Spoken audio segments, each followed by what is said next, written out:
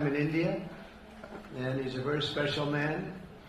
Prime Minister, it is a pleasure to extend to you the same hospitality that you showed Melania and myself when we traveled to your beautiful country 5 years ago. It's hard to believe, so long ago, and it seemed like yesterday. It was beautiful. We opened the cricket stadium, 129,000 seats, I think the largest stadium in the world, and it was an incredible period of time. There is truly a special bond between the United States and India, the world's oldest democracy and the world's largest democracy. And I believe the world's largest country in terms of the numbers of people. And today the Prime Minister and I are announcing a framework to strengthen those ties even further economically. And the U.S.-India Compact for the 21st century is a historic initiative that will deepen every aspect of our partnership and our friendship. Starting this year, we'll be increasing military sales to India by many billions of dollars. We're also paving the way to ultimately provide India with the F-35 stealth fighters. In 2017, my administration revived and reinvigorated the Quad security partnership. And our meeting today, the Prime Minister and I reaffirmed that strong cooperation among the United States, India, Australia, and Japan. And it's crucial, really, to maintaining peace and prosperity, tranquility, even in the Indo-Pacific. In addition, the United States and India will be working together like never before to confront the threat of radical Islamic terrorism, a threat all over the world, actually. Today, I'm pleased to announce that my administration has approved the extradition of one of the plotters and one of the very evil people of the world, and having to do with the horrific 2008 Mumbai terrorist attack, to face justice in India. So he's going to be going back to India, face justice. As we deepen our defense partnership, will also strengthen our economic ties and bring greater fairness and reciprocity to our trading relationship. As a signal of good faith, Prime Minister Modi recently announced the reductions to India's unfair, very strong tariffs that limit U.S. access into the Indian market very strongly, and really it's a big problem, I must say. India imposes a 30 to 40 to 60 and even 70% tariff on so many of the goods, and in some cases far more than that. And as an example, a 70% tariff on U.S. cars going into India, which makes it pretty much impossible to sell those cars. Today, the U.S. Trade deficit with India is almost $100 billion, and Prime Minister Modi and I have agreed that we'll begin negotiations to address the long-running disparities that should have been taken care of over the last 4 years, but they didn't do that in the U.S.-India trading relationship, with the goal of signing an agreement. And we want, we want a certain level playing field, which we really think we're entitled to. And he does also, in fairness. We're going to work on that very hard, and we can make up the difference very easily with the deficit, with the sale of oil and gas, LNG, of which we have more than anybody in the world. The Prime Minister and I also reached an important agreement on energy that will restore the United States as a leading supplier of oil and gas to India. It will be hopefully their #1 supplier, and the groundbreaking development for U.S. nuclear industry. India is also reforming its laws to welcome U.S. nuclear technology, which is at the highest level, into the Indian market. This will bring safe, clean, and affordable electricity to millions of Indians and tens of billions of dollars to the U.S. civilian nuclear industry in India. And under the framework we are announcing today, the United States and India are also joining forces to ensure that artificial intelligence and other advanced technologies are developed by the two of the most, really two of the most advanced nations, intellectually and otherwise technologically, anywhere in the world. There's nobody very much closer. We have an incredible relationship there, and this is where it seems to be headed. And artificial intelligence, a very complex subject, but it seems to be where people want to be and they want to go, and we're leading right now by a lot. but other people will try to catch us. I don't know if they're going to be able to. We're going to make it available. We're going to make tremendous amounts of electricity available. We're going to let the people that are buying the electricity make their own electric plants, electric generation plants. And we've never done this in our country, but we're going to get it done very quickly. Lee Zeldin and his group are going to get the approvals in very rapid form. And we're calling it a national emergency, and that's exactly what it is. So we're going to remain at the top of the AI, or artificial intelligence, I think, for a long time to come, and we're going to be working very closely with India and other countries on that. But right now we're the leader by quite a bit. Finally, we agreed to work together to help build one of the greatest trade routes in all of history. It will run from India to Israel to Italy and onward to the United States, connecting our partners by ports, railways, and undersea cables, many undersea cables. It's a big development. It's a lot of money going to be spent, and we've already spent some, but we're going to be spending a lot more in order to stay advanced and stay the leader. I'm pleased to report that with today's announcements, the friendship between the United States and India is the strongest I believe it's ever been. I think our relationship is the best it's ever been between two leaders of the two countries, and it's an honor to say that. I'd like to now invite the Prime Minister to say a few words, and then we'll take some questions, and we appreciate you all being here. Thank you very much.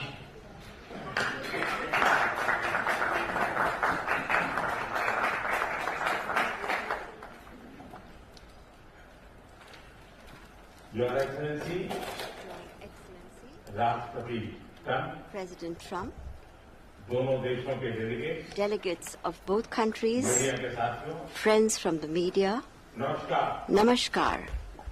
सबसे पहले I would like to, first of all, राष्ट्रपति Trump को express मेरे शानदार my स्वागत heartfelt और gratitude आतिथ्य सत्कार के to लिए my dear friend President Hardik Trump आभार व्यक्त for करता the हूं। grand welcome and hospitality राष्ट्रपति accorded to me. ट्रंप ने President Trump's भारत और अमेरिका leadership संबंधों को has been अपने instrumental in nurturing India-US ties जीवंत बनाया and making them vibrant. जिस उत्साह से I could उनकी feel पहली today टर्म में the same enthusiasm,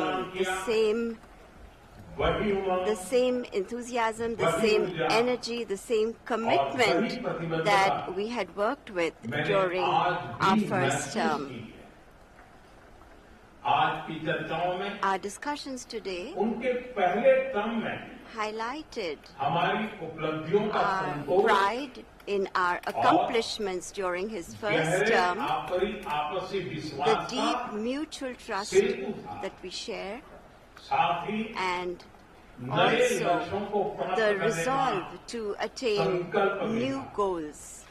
हम मानते हैं We कि भारत और also अमेरिका का साथ और सहयोग that the partnership एक बेहतर and विश्व को cooperation between shape India कर and the सकता है। US can shape a better world. Friends, America के लोग the people of America राष्ट्रपति ट्रंप के are aware motto of President Trump's Make motto, America Great Make Again, America Great Again, यानी or मागा से परिचित MAGA. The people of America are well Bharat aware के of लोग it. भी The people of India too विरासत और विकास की are पटरी पर focusing on विकसित both Bharat heritage and development 2047 के as they दृढ़ move संकल्प को forward लेकर at a fast pace तेज गति and शक्ति with a से firm resolve विकास की to ओर अग्रसर ensure a developed India by America 2047. की भाषा में कहूँ If I were to say this, तो विकसित borrowing भारत का an मतलब expression from America, Make India our vision Great for a Again. developed India Yani is to make India great MEGA. again, or MEGA. जब America और Bharat When America and साथ India मिलकर काम करते हैं work together, यानी that is, मागा when MAGA, मागा when it's plus MAGA plus MEGA, MEGA, तब बन जाता it है becomes mega MEGA, partnership a mega partnership for prosperity. और यही mega And it is this mega spirit हमारे लक्ष्यों को that gives नया new स्केल scale और स्कोप and देती है। scope to our objectives. Friends, आज हमने today द्विपक्षीय व्यापार we को have also set ourselves the 2030 target तक of दो गुना more से than भी अधिक doubling बढ़ाकर our bilateral trade $500 to billion attain तक पहुंचाने $500 का billion by 2030. हमारी Our टीमें teams एक will पारस्परिक work लाभकारी on concluding trade very agreement को soon a mutually beneficial trade agreement Bharat की ऊर्जा in सुरक्षा, order to ensure India's energy security. Oil We तथा will गैस focus ट्रेड को on trade in oil and gas. ऊर्जा infrastructure में Investment निवेश भी in बढ़ेगा। energy infrastructure will also Nuclear energy increase. क्षेत्र में In the हमने area of nuclear small energy, modular reactor we की दिशा also में discussed सहयोग बढ़ाने पर भी increasing cooperation बात की। on small modular reactors. Friends, Bharat की डिफेंस प्रिपेयर्डनेस में America अमेरिका plays की an important महत्वपूर्ण role in भूमिका India's defense preparedness. स्ट्रेटेजिक और ट्रस्टेड पार्टनर As के नाम पे strategic and हम trusted joint partners, development we are moving joint forward production actively और towards transfer of joint technology की development, दिशा में joint सक्रिय रूप production, से and transfer आगे बढ़ रहे of हैं। technology. आने वाले समय में In the भी times to come as well, नई टेक्नोलॉजी new technologies और and इक्विपमेंट equipment हमारी क्षमता will बढ़ाएंगे। enhance our हमने capacities. Autonomous systems We industry have decided to alliance launch launch the करने का Autonomous Systems निर्णय Industry लिया। Alliance, अगले दशक के लिए a defense defence cooperation cooperation framework framework for बनाया the जाए। next decade will be prepared. Defence Defense interoperability, interoperability, logistics, logistics, repair repair, और मेंटेनेंस and भी maintenance will इसके मुख्य भाग होंगे। also be its key components. 21वीं Friends, सदी the 21st century technology is driven a century है। technology-driven century. लोकतांत्रिक मूल्यों में Close विश्वास रखने cooperation वाले देशों in के the लिए area of technology between countries that believe in democratic values पूरी मानवता can give new direction, नई दिशा, strength, शक्ति and और opportunities अवसर दे to सकता है। the entire humanity. भारत और America India and the US artificial will intelligence, jointly work in areas Semiconductors, of artificial intelligence, quantum, semiconductors, biotechnology, quantum, तथा biotechnology, technology में मिलकर and काम several करेंगे। other technologies. आज हमने Today, ट्रस्ट we also यानी agreed on trust, which stands for transforming relationships utilizing strategic technology. इसके Under अंतर्गत this, critical mineral our focus will be on establishing strong supply chains for critical minerals, advanced materials, and pharmaceuticals. Lithium We और rare earth have जैसे also strategic mineral के decided to लिए launch recovery a recovery and processing initiative for strategic minerals like lithium and rare earths. Space के क्षेत्र में We America have से had हमारा करीबी close सहयोग cooperation रहा। with the US in the area of ISRO space. और नासा के आपसी सहयोग से बनाई The Nisar NISAR satellite satellite, developed with mutual cooperation between ISRO and NASA, will soon be flying into space on an Indian launch vehicle. Friends, Bharat और America की partnership साझेदारी between India and the US लोकतंत्र strengthens और लोकतांत्रिक democracy मूल्यों and strengthens democratic values and systems. Indo Pacific में शांति We will work together to enhance peace, stability, and prosperity in मिलकर काम the करें। Indo-Pacific. इसमें The वर्ल्ड Quad की विशेष will play भूमिका a special role in this. इस वक्त भारत में होने जा रही During the Quad Summit scheduled to be held in India this year, we will expand cooperation in new areas with our partner countries. IMEC Under और the IMEC and I2U2, we will work together for the development of economic corridors and in the area of connectivity. India and US will stand strongly together in the fight against terrorism. We agree that in order to eliminate cross-border terrorism, we need concrete actions. And I'm very grateful to President Trump that in 2008, somebody who carried out genocide in India, that criminal is now going to be handed over to India, and I'm grateful to President Trump for this. And appropriate action will be taken in the courts in India.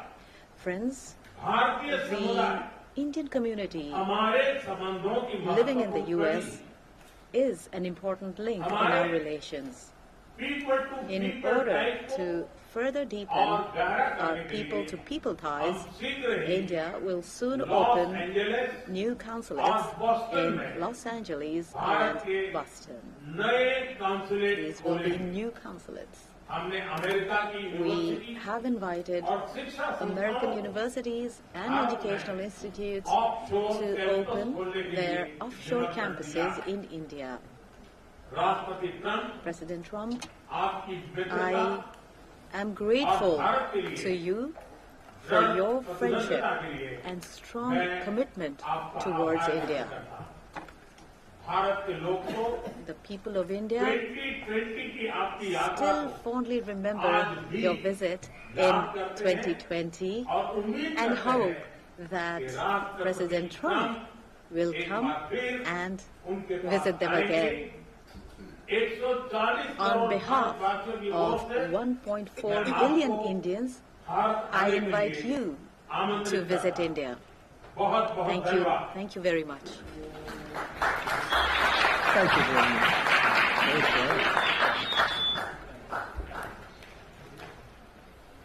Okay, thank you very much. That was excellent. We'll do a few questions, please. Please, go ahead. Please, go ahead. Yeah, blue shirt. Thank you, Mr. President. People in India will naturally welcome your decision to extradite Thakur Rana to India back home. In that context, I'd like to ask you a question about, in the last few years, we have seen several groups in the U.S. raising anti-India voice, calling about separation, terrorism activities in India. Do you think that should continue here in the U.S. as well? You're going to have to go louder. Mr. President, people in India would be welcoming your decision to extradite Thakur Rana to... I can't understand the word you said. It's the accent. It's a little bit tough for me to hit. How about you, please? Go ahead, back there. Mr. President, thank you. First, I want to ask Thank you very much. a question. You and the President, you both spoke about combating ISIS. You both sounded very excited about this partnership upcoming. And I was curious, how much more confident are you with President Trump leading this country that there will be peace through strength and you will have a successful partnership with the United States versus with Biden's incompetence and weakness over the last 4 years?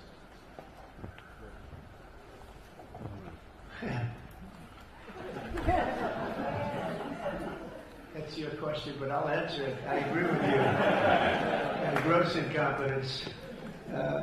We're going to have a fantastic relationship, and it has been, look, the whole world's been set back over the last 4 years by the weakness of the United States, the weak leadership of the United States, but I think we've taken care of it in just 3 weeks. It seems to me that even some of the media that we wouldn't prefer has been writing that this is a much different country right now, that the world has a light over not only our country, but the whole world. The Prime Minister told me that before, too, even over India. The world has a light. They need the United States to be strong and powerful, but good. And I think that's happened, and I think it's happened in a very short period of time. But I will tell you, we're going to have a fantastic relationship, and it'll make both countries much stronger. I have a question in Bangladesh.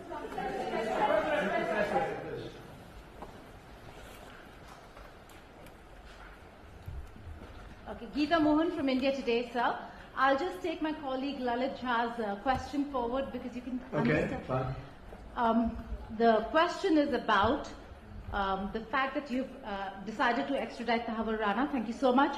India has been waiting to have him back in India to bring him to justice. But there are many other elements in the United States of America, particularly Khalistani separatists who've been working against Indian interests. How is the United States of America going to cooperate on that front with India? There have been allegations that have been leveled against Indian agencies by the Biden administration. Are you going to relook that with Tulsi Gabbard as DNI now? Well, I don't think India had a very good relationship with the Biden administration. They wouldn't sell them oil and gas, which is rather hard to believe because it's a good thing to do. And a lot of things happened that weren't very appropriate, I thought, between India and the administration, the Biden administration. But as you said, we're giving a very violent man, it seems to me. And I don't know that he's been convicted yet or will be, but let's assume he's a pretty violent person. We're giving him back to India immediately. And there are more to follow because we have quite a few requests. So we work with India on crime. And we want to make it good for India, and it's very important. So that kind of a relationship is very important to us. Okay? Go ahead, please. Go ahead. Thank you. Mr. President, you've repeatedly called India a big abuser of trade and said it is really difficult to do business in India because of tariffs. You announced reciprocal tariffs today. I am hoping you can speak about what kind of reciprocal tariffs India can expect. Are you willing to make any concessions? And how can India head off these tariffs? I also have one for the Prime Minister. Well, India's been, to us, just about the highest tariffed nation anywhere in the world. They've been very strong on tariffs. I don't blame them necessarily, but it's a different way of doing business. It's very hard to sell into India because they have trade barriers, very strong tariffs. We are right now a reciprocal nation. We are going to, if it's India or if it's somebody else with low tariffs, we're going to have the same. We're going to have whatever India charges, we're charging them. Whatever another country charges, we're charging them. So it's called reciprocal, which I think is a very fair way. We didn't have that. I was going to do that in my other term, and we had the greatest economy ever in the world.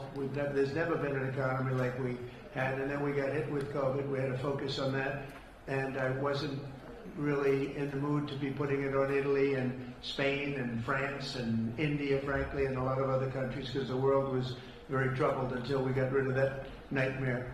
But we had the strongest economy anywhere in the world during that fairly long period of time during my first term, as you know, and we didn't do the tariffs. We would have done the reciprocal tariffs, but we decided, and I decided, I think on a human basis, on a humane basis, not to do them because of the fact that there was such suffering all over the world. The last thing we needed to talk about is trade problems.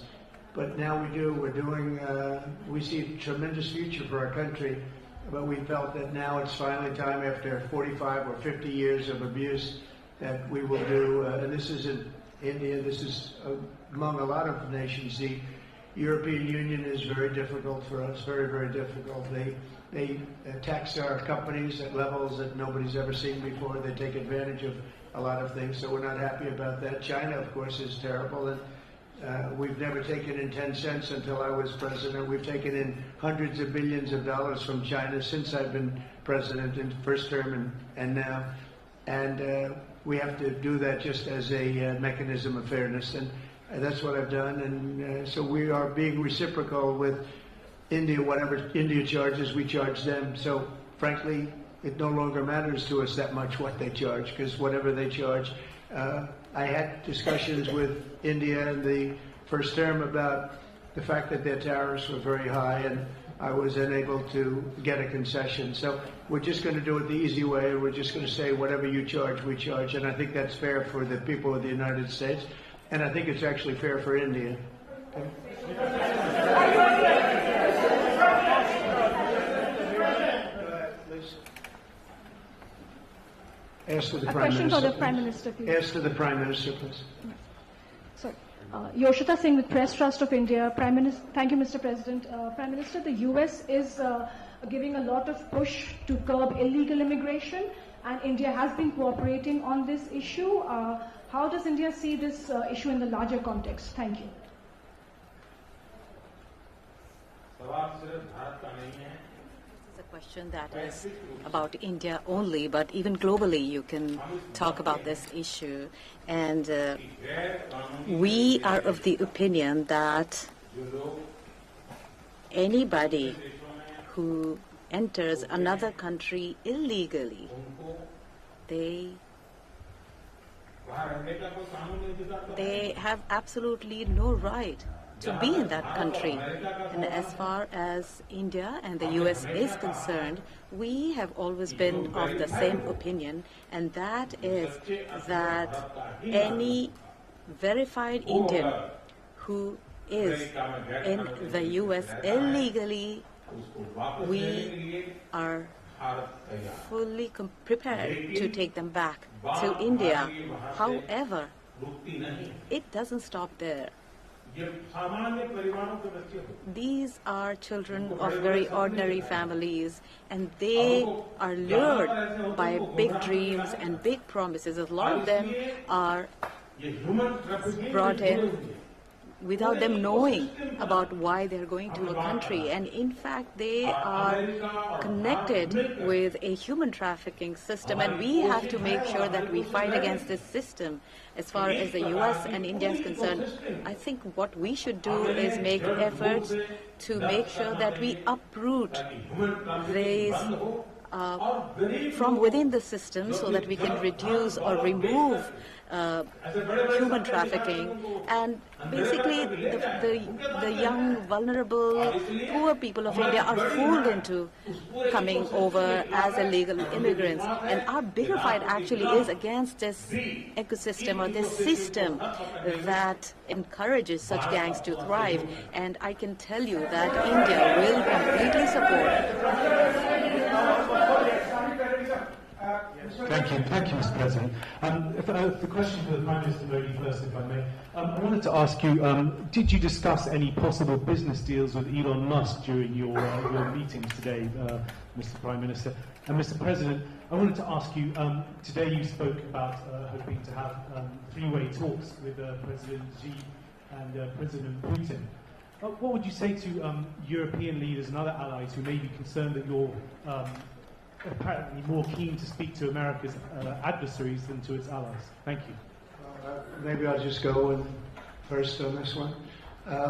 We had some talks, and we told the European Union, we told the NATO people, largely they overlap, you have to pay more money because it's unfair what we're doing. We're doing a tremendous amount more. We're probably $200 billion more going into Ukraine, using for Ukraine to fight.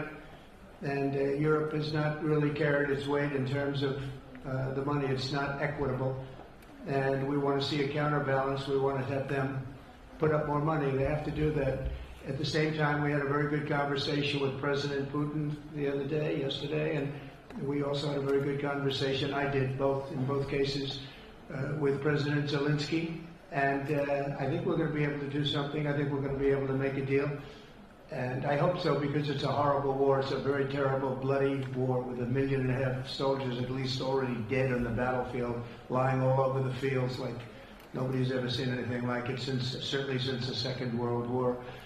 And so I think we're going to be able to do something. We're working with President Zelensky and with President Putin. And my impression is that I know that President Zelensky wants to make a deal. And I also feel that I know that President Putin wants to make a deal. I wanted to know that before I began any detailed discussions.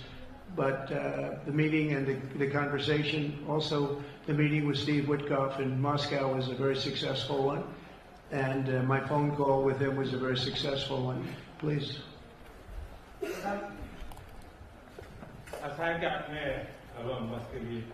You asked a question regarding Elon Musk. I have known him for a very long time, I was not even a prime minister at the time when I first met him. I was chief minister, and today he came to meet me along with all his family, with his children, and so we had a nice discussion.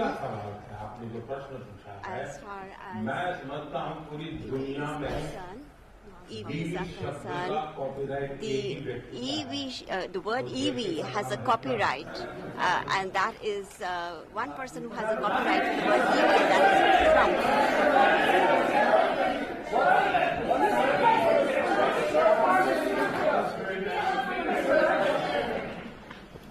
Thank you, Mr. President. Can I ask whether you discuss at all today the case of Gautam Adani, who's one of the wealthiest men in Asia and perceived as an ally of Prime Minister Modi? Prime Minister Modi, have you asked the President to take action on that case? Thank you.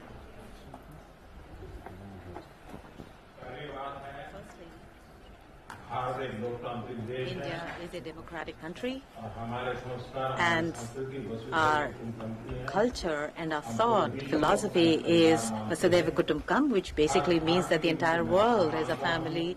Every Indian is my own family member, and when it comes to such personal matters, leaders of two countries will not get together on the topic and discuss anything on an individual matter.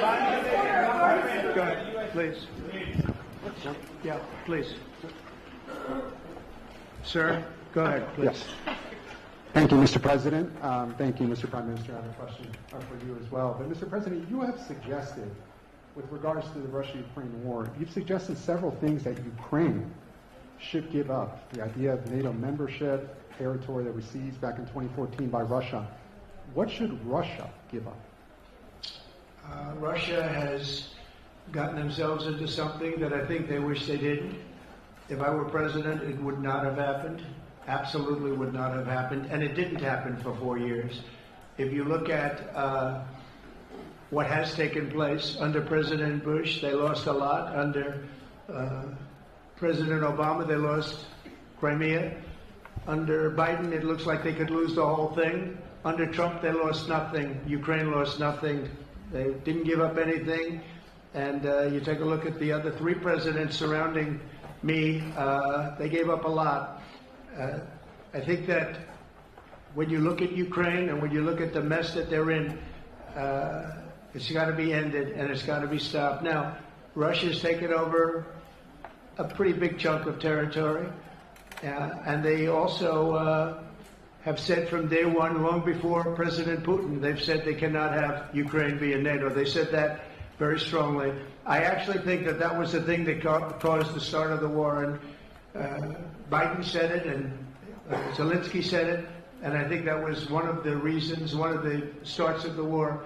But from long before Putin, they said you cannot have Ukraine going in any way into NATO. And I start from that standpoint. I think everybody knew that. Now, if a better deal can be negotiated, if they're able to make a deal where they can do that, that's fine with me. I really don't care. I want that bloodshed to stop. I don't want to see, we have an ocean between us and the site we're talking about, the site of death. We're calling it the fields of death. We have a big ocean in between us. This is more important for Europe. We shouldn't be in. They have to equalize, and they're going to have to do it fast, but they have to equalize. But as far as the negotiation, it's too early to say what's going to happen. Maybe Russia will give up a lot. Maybe they won't. And it's all dependent on what is going to happen. The negotiation really hasn't started. But I will say, as far as NATO is concerned, from many years before President Putin, I will tell you that I've heard that Russia would never accept that. And I think Ukraine knew that, because Ukraine wasn't in and never requested to be in until more recently. So that's the way it is. And I think that's the way it's going to have to be. All right, go ahead, please, with the time. Mr. President, yes, go ahead. This is Saurabh Shukla from News Mobile. Mr. President, you spoke about Prime Minister Modi as a tough negotiator. Who was a tougher negotiator today, and who has a better negotiating tactic when it comes to tariffs? Oh, he's a much tougher negotiator than me, and he's a much better negotiator than me. There's not even a contest. Okay?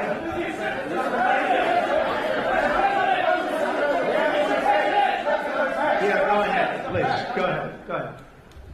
Reena Bhagwat from ANI. How do you see this relationship between the India and the United States to counter China?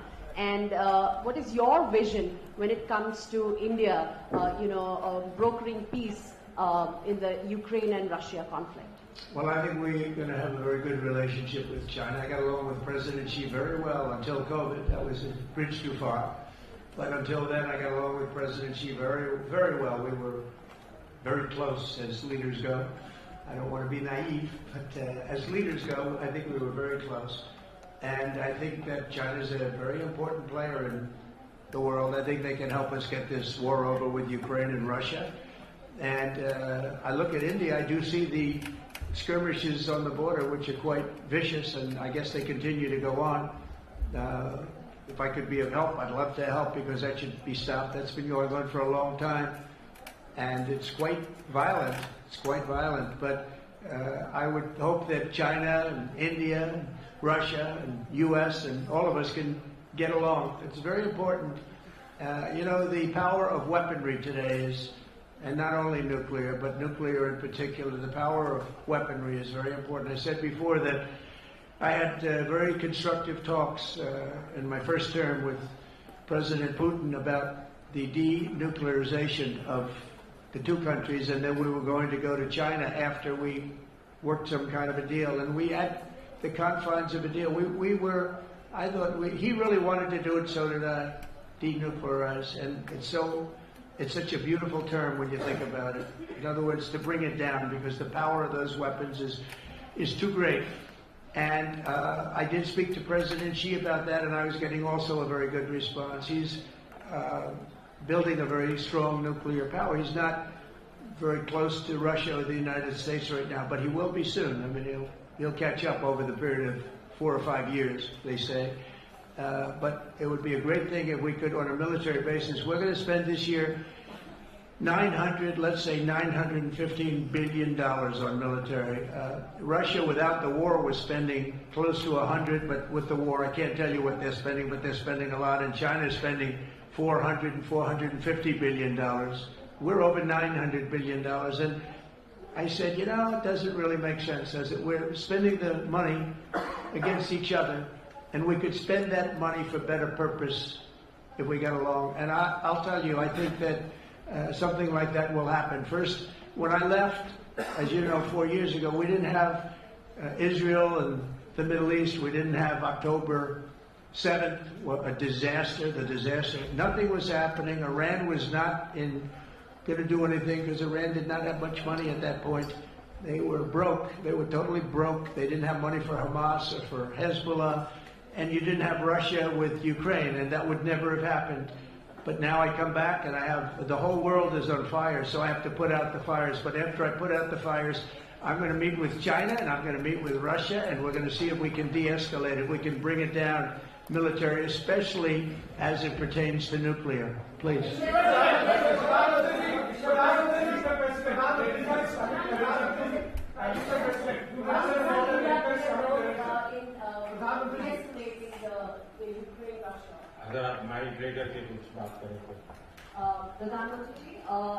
Prime Minister, how do you see India's role? You have had discussions with President Trump about de-escalating the conflict in Russia and Ukraine. As you know, I have been in constant contact with both Russia and Ukraine. I have also visited both countries, and many people are mistaken and they feel that India is neutral. I would like to clarify, India is not neutral. We have taken a side, and we have taken the side of peace. And it is based on this principle of ours that in the presence of President Putin, I clearly said in front of the media that this is not the era of war. And even today, it is my conviction that solutions cannot be found on the battlefield. Ultimately, you have to come to the negotiating table.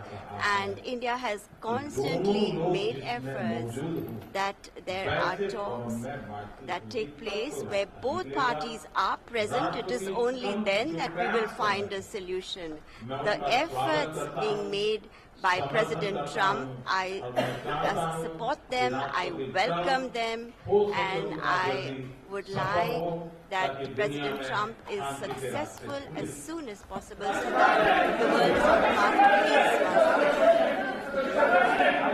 Everybody, thank you very much.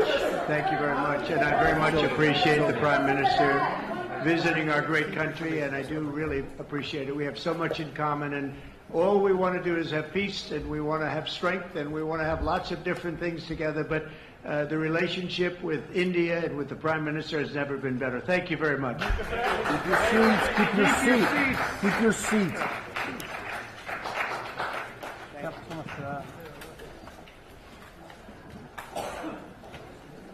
Thank